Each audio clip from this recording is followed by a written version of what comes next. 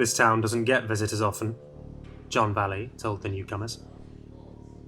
They had walked in not 5 minutes ago, ordered drinks, a soda for the tall lady and a cup of tea for the blonde-haired man, and then proceeded to ask questions about the fog.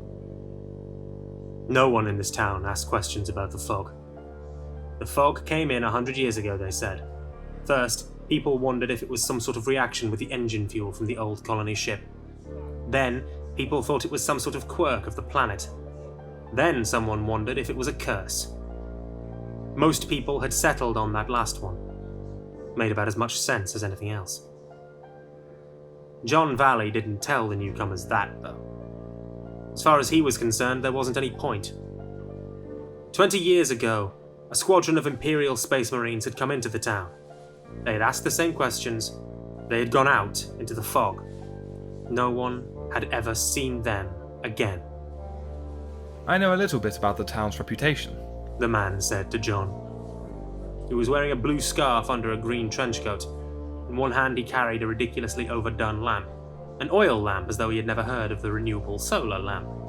He held this loosely by his side. The woman was less ostentatiously dressed, a floral blouse, sturdy denim jeans, and tall boots. Oh yeah? John asked.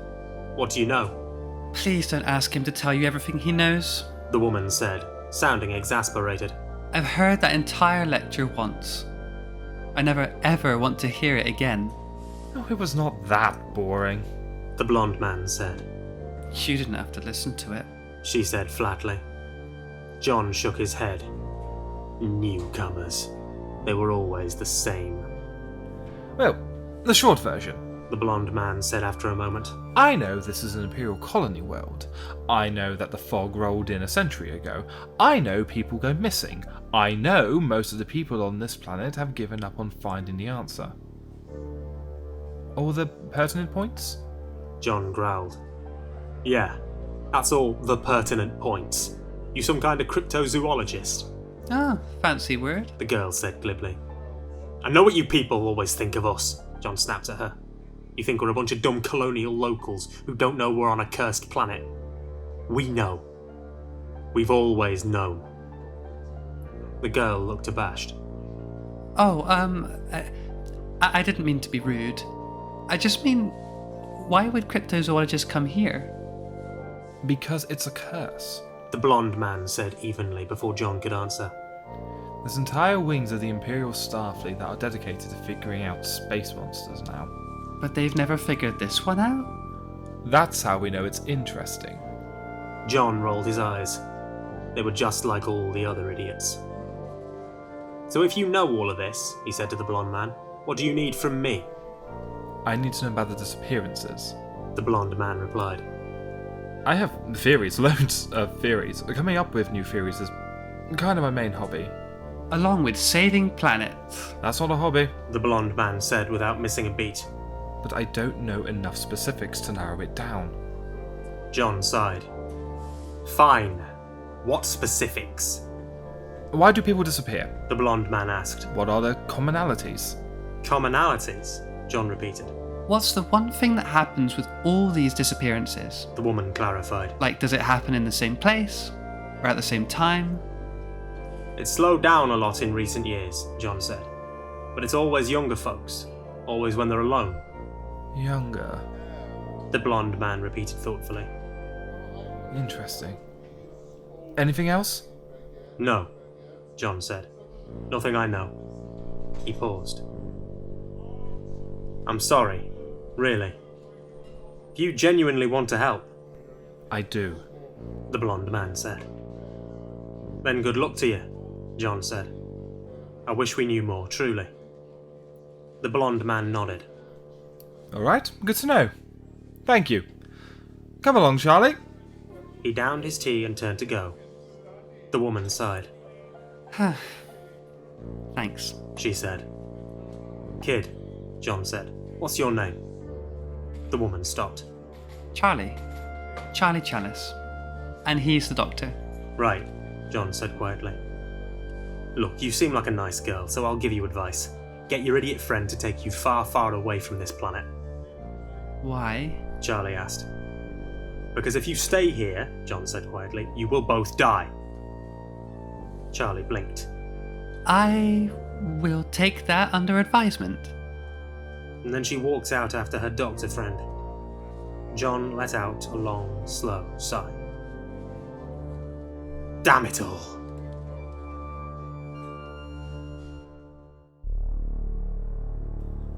Let me guess. The doctor said to Charlie. He told you to leave the planet. Charlie Challis was not yet entirely used to the doctor's occasional habit of accurately guessing what she was thinking, but she liked to think she was slowly becoming accustomed to his oddities. Yeah. Yeah, he did. Of course he did. The doctor said. I don't blame him. Planet's got a reputation. A reputation you haven't bothered telling me? Charlie pointed out. The doctor paused. That's true. Sorry, truth be told, I just realised where we were when we landed and thought, what the hell, might as well explore. Charlie sighed. It seemed rather like it was the doctor's MO. Landing in a place, finding something truly, horrifically odd, and then deciding that the most natural course of action would be to dive headfirst into it, poke his nose in, and try not to get horribly murdered. Still, it was hardly as though Charlie had objected thus far. Indeed, Charlie had done the precise opposite of objecting. She had dived headfirst into the life the doctor led, followed him into crazy adventure after crazy adventure. What was one more bit of madness?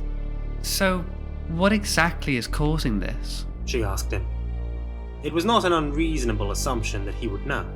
Not sure. He replied. I've got theories. Most likely some sort of cosmic entity. You know the sort. I really don't. Oh? I thought you'd have known Lovecraft. I've heard of Lovecraft. Charlie tutted. Reading horror novels written by a famous racist nutter isn't up on my list. Yes, well, he was a very perceptive racist nutter. The doctor said. A sudden shift in his tone made Charlie pause. He tapped into something. It helped drive him mad. Dead Cthulhu might not be dreaming beneath the Pacific Ocean, but there are elder gods, monsters, things beyond our world. Charlie blanched. So this could be a god? Almost certainly not. The doctor said. Charlie relaxed for a moment before the doctor continued. If it were a god, we'd already be dead. He had a way, the doctor, of saying something both profoundly comforting and profoundly discomforting all at once. But that doesn't discount any number of both higher entities within our universe or extra-universal entities. He had continued speaking, profoundly oblivious to Charlie's obvious discomfort. The best bet would be direct confrontation. A direct confrontation with a higher entity? Charlie said flatly. Not to dispute your obvious experience in this field, Doctor, but isn't that horrendously dangerous? Horrendously. The doctor was grinning. But it's fine. Look, it's all fine. His grin widened. Because I've got a plan. Charlie winced. If her experiences had taught her anything, those 4 words were the scariest words the doctor could say. Alright. She said. What is it?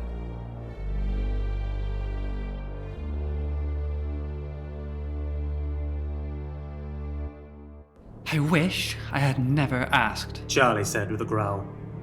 The doctor laughed. Oh, come on, Charlie. The best way to lure out a monster is to repeat the pattern that the monster usually follows.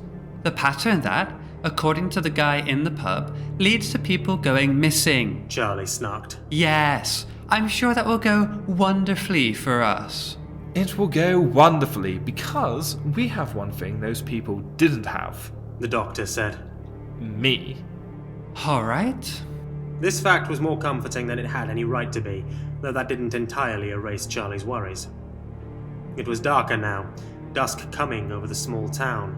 The fog was more defined, the contrasts between ground and low-hanging cloud all too apparent. So we go out there together, split up, but this tracker thing means you won't lose me and I won't lose you? Here she held up the small, blinking, beeping device the doctor had given her. It was ugly, boxy, and coloured a dull gunmetal grey. He held up the matching one in his hand. Exactly. He said. Plus, we'll be able to talk with one another. Charlie could see a massive gaping hole in this plan. Doctor, I hate to point this out, but surely someone must have tried this before. Undoubtedly. And it didn't work for them? I refer you to the one thing those people didn't have. The doctor said. He pointed at himself and gave a cheesy grin. Charlie rolled her eyes. Of course, the single missing ingredient in any plan to stop a mysterious man-eating fog. Exactly. Glad you're getting the picture. The doctor said. He chuckled. Now, remember, you go in a northwesterly direction. And you'll go northeast. Then we'll double back after half an hour if nothing happens. Charlie nodded. I remember. The doctor grinned. Let's get to it, Miss Challis. And he set off, striding into the fog. Trying not to let her trepidation get the better of her, Charlie set off in the other direction. The fog was deep and cold. Within minutes, Charlie could barely see more than arm's length in front of her face. To distract herself, she started pondering inane things, lesser mysteries. It seemed strange to her that the road was cobbled. Why would a colony in the far future use what seemed such archaic design? And the buildings had been made from brick, rather than the sort of smooth plastic design that decades of science fiction insisted future colonies would be made from. But pondering architectural oddities couldn't distract her forever. Soon enough she was thinking again about the fog all around her, about whatever could be hiding deep in the cloud. Her mind conjured images of slavering beasts, mechanical terrors, or 1,000 other terrifying things that could be waiting out there. Only the soft and steady beep, the beep telling her that the doctor was still out there, comforted her. Charlie, com check. The doctor's voice came through, chipper and unbothered. Testing. Command who likes my flying, say what? Charlie rolled her eyes. Nice try, smartass. Anything your end? Not a click, not a tick. The doctor replied. Not that I should expect clicks or ticks, I suppose, but it rolls nicely off the tongue. He sighed heavily, his amusement clearly dampened by the fog. We're 10 minutes in. Had it really been 10 minutes already? Charlie could scarcely believe it. Anything your end? The doctor asked. Nothing. Charlie said. I don't want to say it's too quiet, but... Just a bit, yes. The doctor said. He groaned. Oh, tell me it's not a clever thing. I hate it when I have to deal with clever things. Static suddenly filled the channel. Charlie frowned and shook the little beeping device in her hand. And then it stopped beeping. Doctor? She said. Charlie's eyes widened. Sudden realization came. If he wasn't answering... Doctor? She said again, more urgently. But her legs had already started running back in the direction she had come. Something had gone terribly wrong. Doctor? There was still no answer.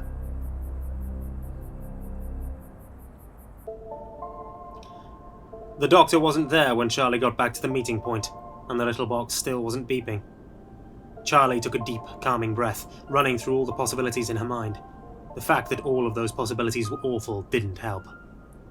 It would have been very easy to panic, of course, but Charlie was oddly used to being in a position like this. It would have been easy to blame the doctor, but life in general had hardly been lacking in moments of concern, panic, and general, oh no, what do I do now moments.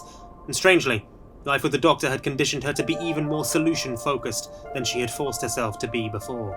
All right. She said, tapping the little conspicuously silent box. There must be a failsafe of some kind. There was a moment of silence as she poked the box, and then suddenly it beeped again, a loud, continuous beep. She held the box up to her ear, wincing at the sound. Doctor? She said. Doctor?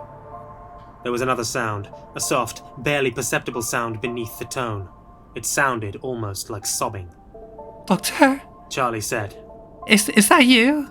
There was no response, only more of the soft sobbing. Doctor? With no other recourse, Charlie turned to the street that the doctor had walked down. She took a deep breath. This was one of those moments, one of the increasingly frequent moments where she had to step up and somehow find a solution to a problem far outside the normal experience. Life with the doctor had a funny way of giving you those moments. Squaring her shoulders, Charlie started walking. Doctor? She said into the little box. If you can hear me, I'm coming to find you. Okay? I'll find you. There was no response. Charlie could only hope he had, indeed, heard her. She found him maybe a mile away from where they had parted company. He was sitting in the fog, a faraway expression on his face.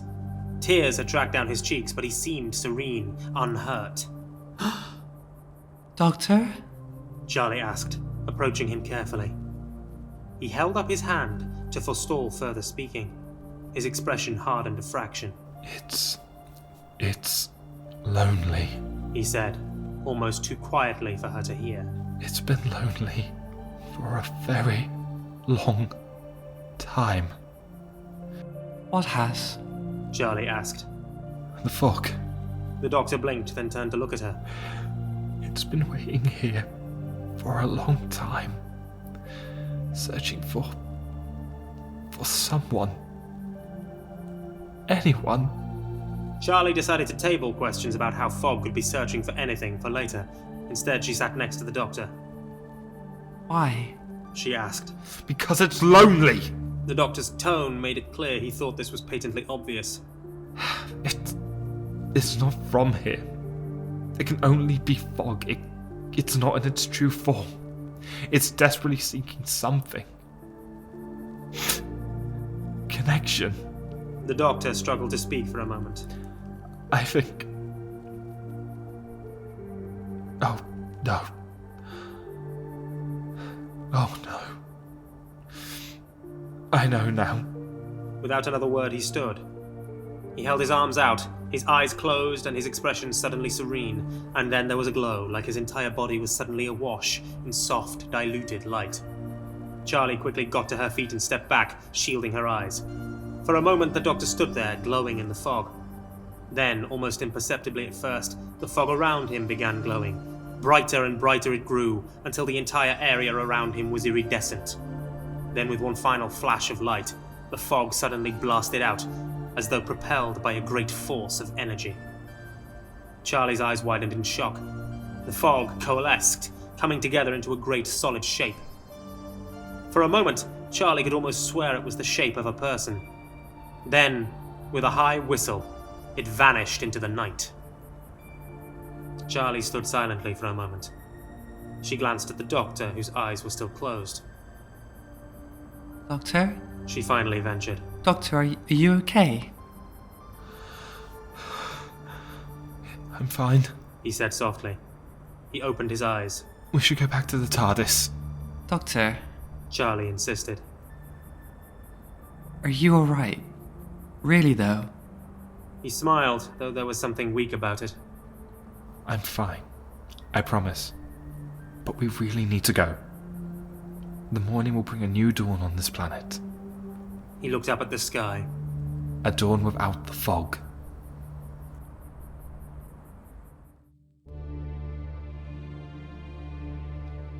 The TARDIS's lights were dim when the Doctor and Charlie entered.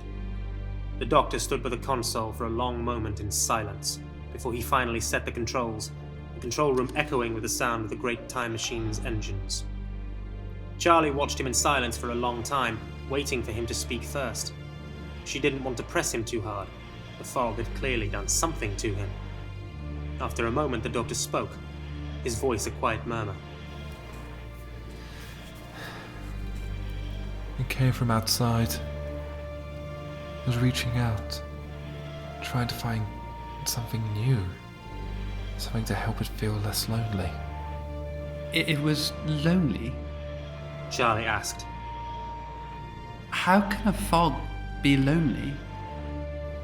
It wasn't fog. the doctor said.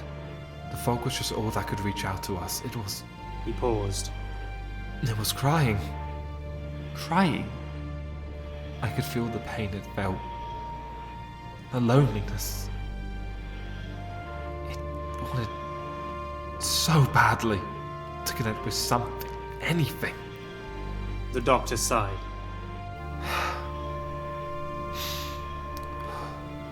Wanted so badly to feel as though it was part of the universe it found itself in. Is that why people went missing? Always the young. Because they were more innocent. With more hope, and always when they were alone, because they were lonely too. It was trying to alleviate their loneliness, but they were annihilated instead. God. Charlie didn't know what to say. What did you do? Shared. The doctor gave her a tired smile. Shared everything. Thousands of years of memories. Hard to be lonely when you have that. It knew. That's why it left you alone and came for me. Charlie nodded. So, you shared and it left? It wasn't lonely anymore, The doctor said. but I showed it something. A universe of wonders. Instead of being lonely, it was curious. It's gone out there now. To find those wonders. Charlie smiled. That's not so bad then. It's not. The doctor said. Universe of wonders? Not such a bad thing to share with a curious entity. He took a deep breath. And not so bad a thing to share with a friend. Charlie laughed. No, not at all. She motioned to the console. So, shall we? Of course, Miss Challis. The doctor said. Let's go see those wonders.